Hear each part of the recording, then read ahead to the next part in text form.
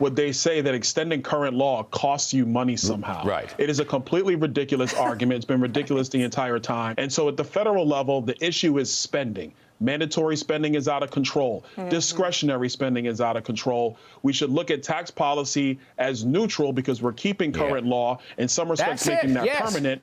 That's it. Congressman Byron Donalds pointing out the obvious question. How could extending Trump's 2017 tax bill, which has brought in an extra $1.6 trillion in revenue, cost $4.7 trillion over 10 years. Joining me now to settle this ridiculous argument is Douglas Holtz-Eakin. He's president of American Action Forum and, more to the point, former CBO director. And I guess you used to publish these monthly reports when you were CBO director. I love these things because they give you the details. It's hard to argue with the figures that come in. That's a 48% increase in tax receipts since 2017. That's more than twice the rate of inflation during that time period. How can they claim that extending those tax cuts will cost $4.5 trillion?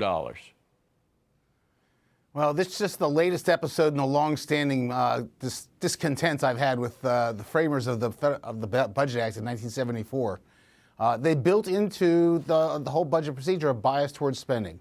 If there's any spending program that is not extended, isn't reauthorized, it is assumed to be continued in the baseline. So it's immortality. Spending programs never die. If a tax provision expires, it goes away. So it's a complete asymmetry between the tax side and the spending side, and you're seeing a very vivid example of it right now. This is why it matters.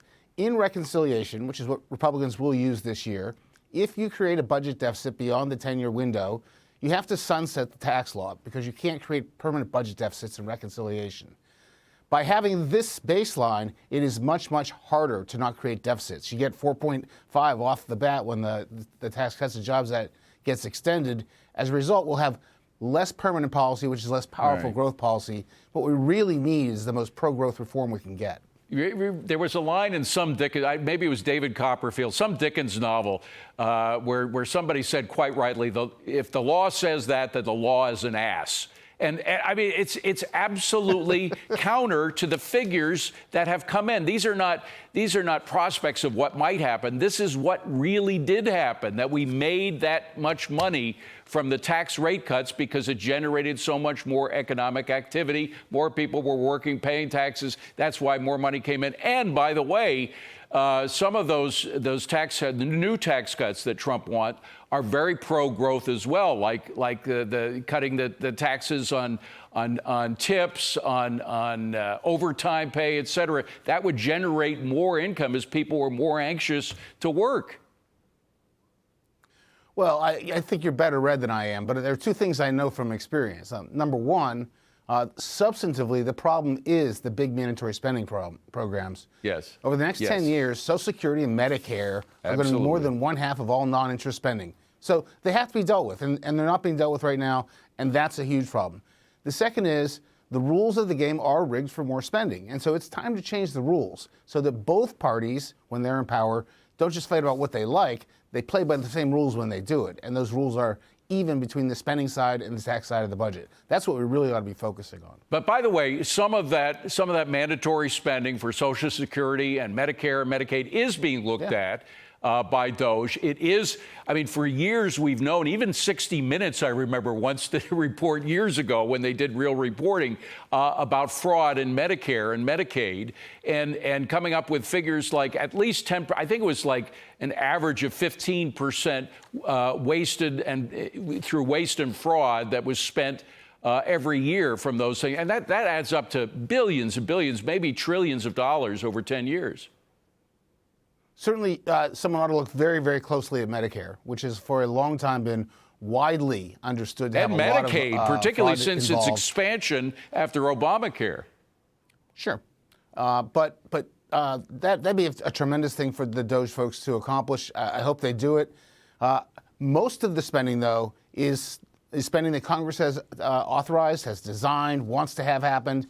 And so if you really want to take on those programs, you have to change their architecture and change the architecture of the welfare state so that you get slower growth in those programs. That's the goal. You know, it's not a massive cut. It's just slower growth so we can manage it as the economy grows more rapidly. By the way, you and I once talked about all the spending during COVID, the COVID era, by both Republican and Democrat administrations. There was one in particular that I asked you because I believe one of the jobs of the OMB is to try to do some forensic accounting about where money is spent, where it goes, where it doesn't show up when it's supposed to.